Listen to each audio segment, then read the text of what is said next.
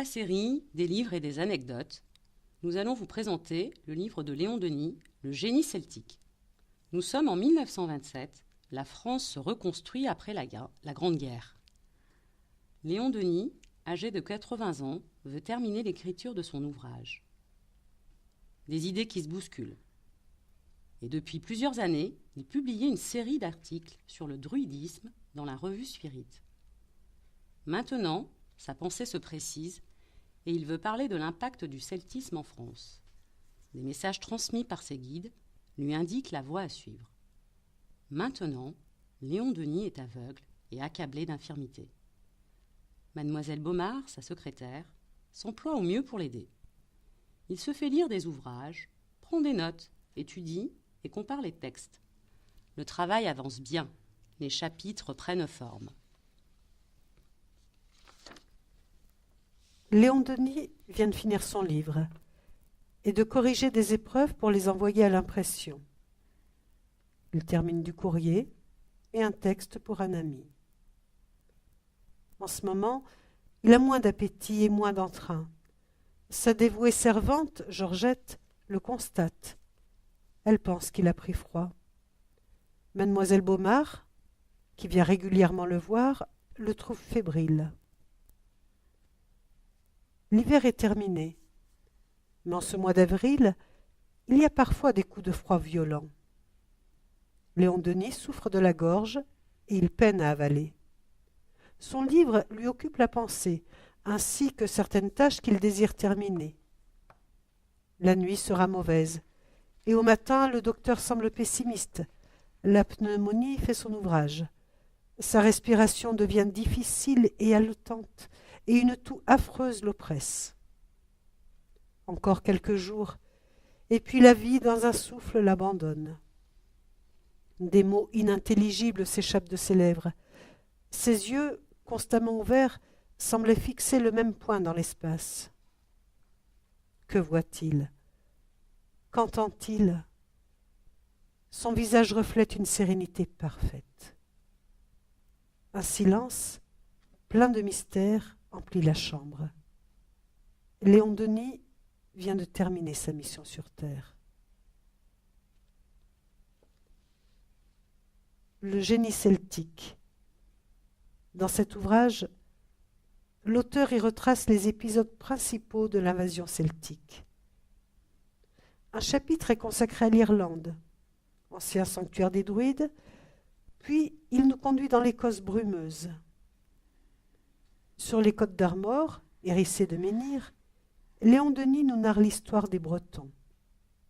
Il nous oriente ensuite vers l'Auvergne, dans les vallées et les forêts profondes, pour achever son voyage en Lorraine. La seconde partie de l'ouvrage traite plus spécialement du druidisme, des triades bardiques et de la palingénésie. Dans la troisième partie, Léon Denis se livre à une étude de l'expérimentation spirite, en se basant sur la correspondance qu'il a eue avec le monde invisible. Diverses leçons sont exposées, comme l'évolution de la pensée à travers les siècles, ou les Celtes et les Atlantes. Dans cet ouvrage, Léon Denis délivre quelques pages dictées de l'au-delà par Allan Kardec, et nous sommes émus de ces échanges. Il nous apprend qu'à travers une longue collaboration avec l'au-delà, Léon Denis a pu écrire ses plus belles pages. Écoutons donc un passage. J'en suis arrivé maintenant à vivre avec les esprits presque autant qu'avec les humains, à ressentir leur influence, à distinguer leur présence par les sensations fluidiques éprouvées. Je sais que ces âmes constituent ma famille spirituelle. Des liens bien anciens m'unissent à elles, liens qui se fortifient tous les jours par la protection qu'elles m'accordent et la reconnaissance que je leur ai vouée. Le poids des ans se fait sentir et ma tête blanche se penche vers la tombe. Mais je sais que la mort n'est qu'une issue qui s'ouvre sur la vie infinie. En franchissant le seuil, je suis certain de retrouver mes chères âmes protectrices, ainsi que les nombreux amis avec lesquels j'ai lutté ici-bas, pour des causes sacrées. Nous irons ensemble visiter ces mondes merveilleux que j'ai contemplés, admirés si souvent dans le silence des nuits, et qui sont pour moi autant de témoignages de la puissance, de la sagesse et du génie du Créateur. Dans son livre « Évolution biologique et spirituelle de l'homme », Olivier Lodge parle avec enthousiasme de ces étoiles géantes qui sont 1 million de fois plus grandes que le Soleil, théâtre de phénomènes prodigieux.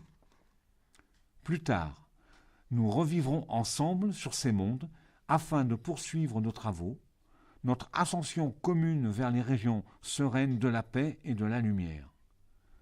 Et quand je repasse en moi-même toutes les beautés de cette révélation, toutes les promesses d'un avenir sans fin, je me sens envahi par une immense pitié pour ceux qui, dans leurs épreuves, ne sont pas soutenus par la perspective des vies futures et dont l'étroit horizon se borne à notre monde de sang, de boue et de larmes. Nous avons eu le plaisir de partager avec vous la présentation de ce bel ouvrage de Léon Denis. Souhaitons que cela vous donnera envie de le lire dans son intégralité.